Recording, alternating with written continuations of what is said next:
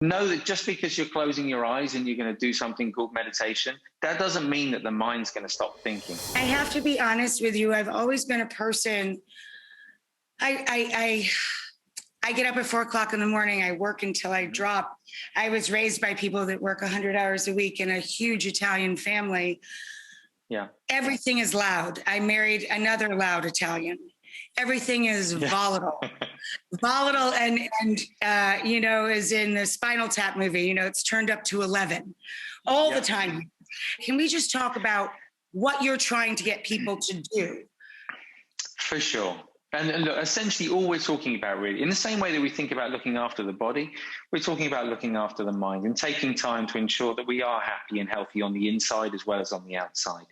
And in a world where we are constantly distracted, bombarded by information, and especially after last year and everything that everyone's going through right now, I think understandably, many people feel overwhelmed. So having a skill that you can actually learn, a very easy skill, I'll take you through it in just a minute, where you can actually feel a little more calm, a little more clear, and a little more centered is really, really helpful. And it's worth saying, Rachel, as well, you don't have to change. You were describing your upbringing there and your lifestyle. You don't have to change anything. I think lots of people think they have to become a different kind of person, and that meditation is about having a life that's kind of like this and it's a little bit dull and nothing much happens. It's really not. It's actually experiencing the emotions even more, but not getting overwhelmed by them. And you don't have to sit in a dark room or have a special mantra. This is literally for everyone.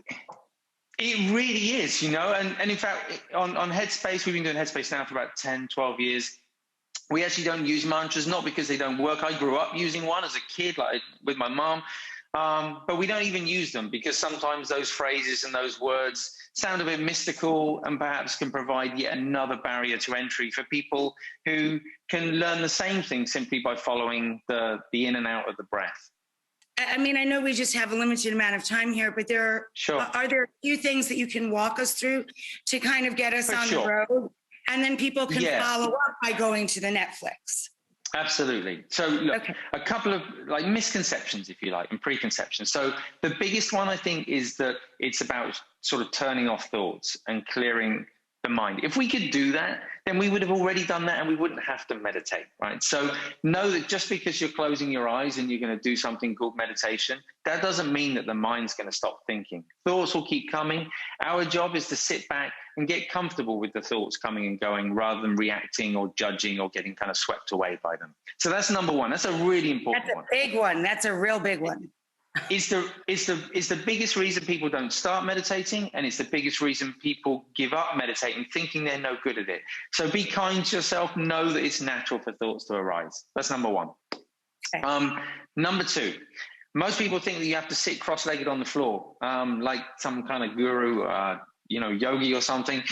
You really don't. You can sit in whatever position is comfortable. I recommend sort of an upright chair, but if you're more comfortable sitting in an armchair, on the sofa, a lot of people have back pain as well. So even lying down on the floor is absolutely fine.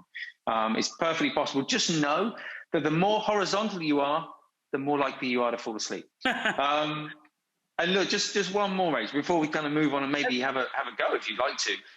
Sure. I think there's this idea that we're just going to sit down, close our eyes, and we're going to be blissed out. We're going to immediately experience peace of mind. Maybe some people will. That's not been my experience of learning any new skill in any area of life. Like typically we kind of have to show up a few times and get familiar with it, get comfortable with it. And for me, the biggest surprise in learning meditation was realizing that I became more aware of my thoughts. I became more aware of my emotions, but in becoming more aware of them, I was able to let go of them. So sometimes I sat down and I smiled. Sometimes I sat down and I cried. And that's okay. It doesn't mean you're doing anything wrong. It means you're letting go. Love that, because I think that's how we feel after you lose it. When you lose control and you shout, you feel like, well, at least I got it out of me. And this is a quiet way to do that so you don't have to go to that place.